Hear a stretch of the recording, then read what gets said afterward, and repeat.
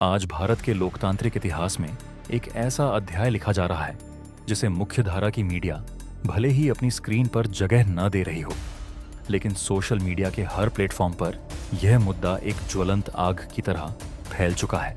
और वह मुद्दा है संत रामपाल की रिहाई का, जिसे लेकर अब न केवल उनके समर्थक बल्कि देश का हर वह नागरिक सवाल पूछ रहा है जो न्याय व्यवस्था और संविधान में विश्वास रखता है।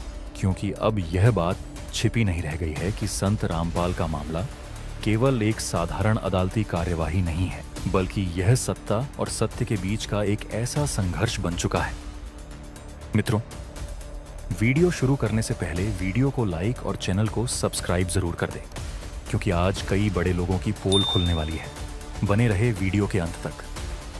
चलो अब आगे बढ़ते हैं। सरकार की चुप्पी बहुत कुछ कह रही है, और यही कारण है कि आज ट्विटर से लेकर यूट्यूब तक लाखों लोग एक ही स्वर में आवाज उठा रहे हैं कि मोदी सरकार संत रामपाल को रिहा करने से इसलिए डर रही है क्योंकि उन्हें पता है कि जिस दिन यह संत जेल से बाहर आएगा उस दिन उन तमाम झूठों का पर्दाफाश हो जाएगा जिनकी बुनियाद पर उन्हें कैद किया गया है।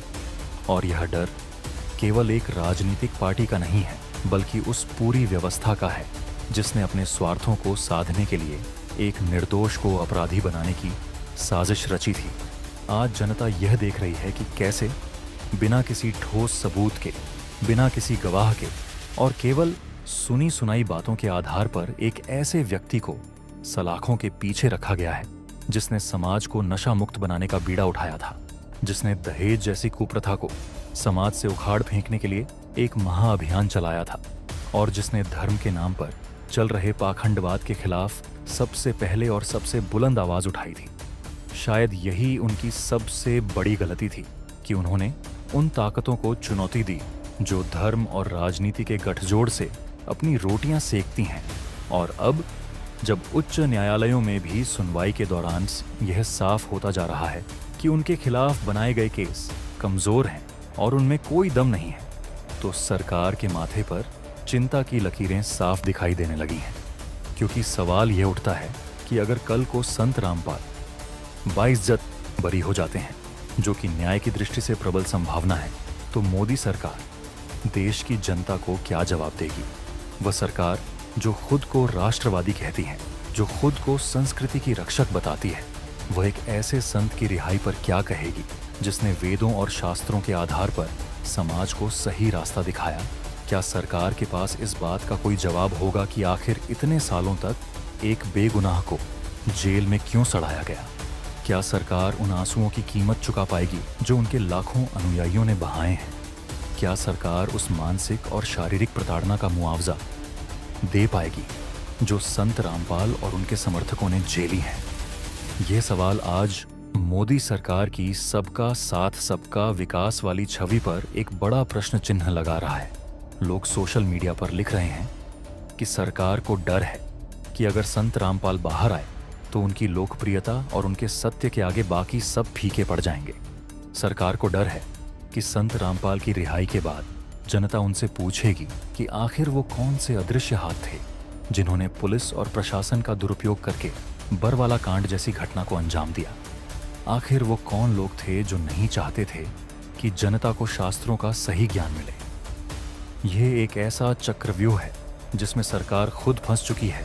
एक तरफ न्यायपालिका है जो सबूत मांगती है, और दूसरी तरफ वो राजनीतिक मजबूरी है जो उन्हें सच को स्वीकार करने से रोकती है।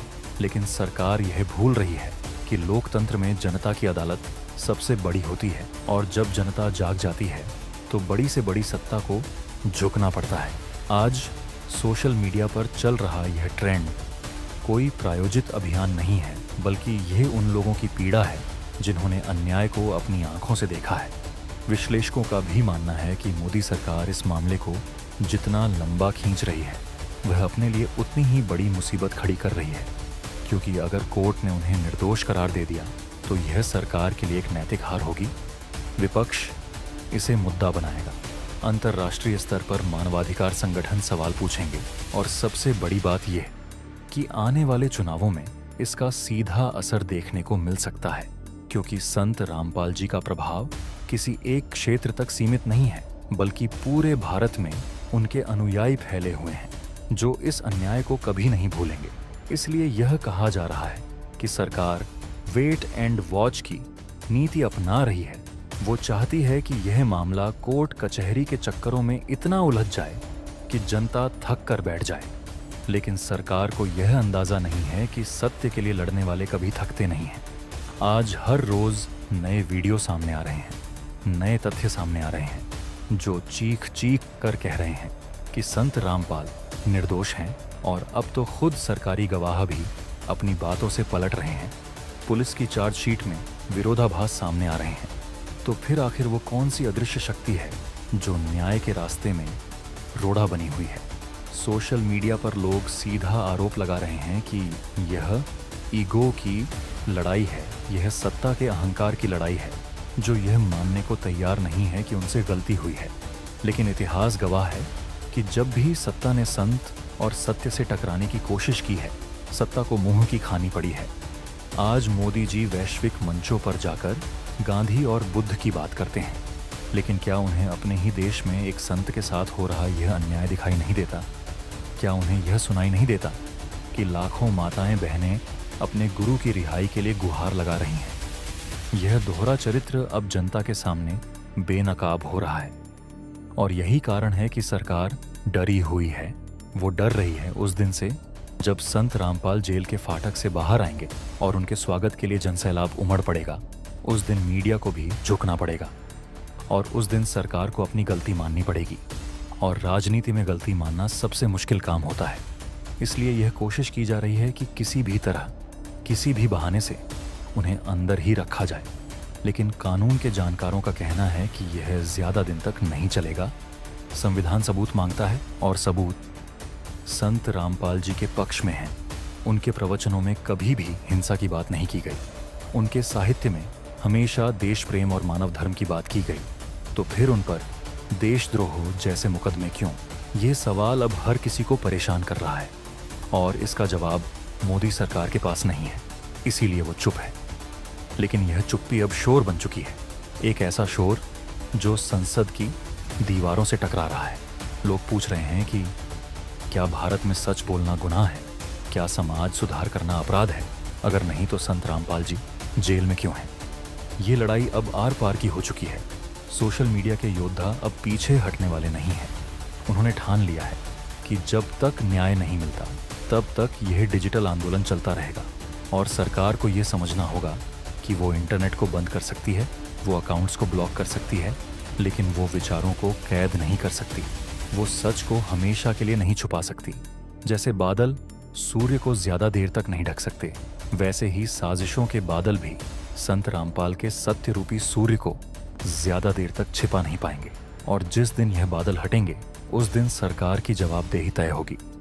उस दिन हर उस अधिकारी से सवाल पूछा जाएगा जिसने अपनी कुर्सी बचाने के लिए कानून का मजाक उड़ाया।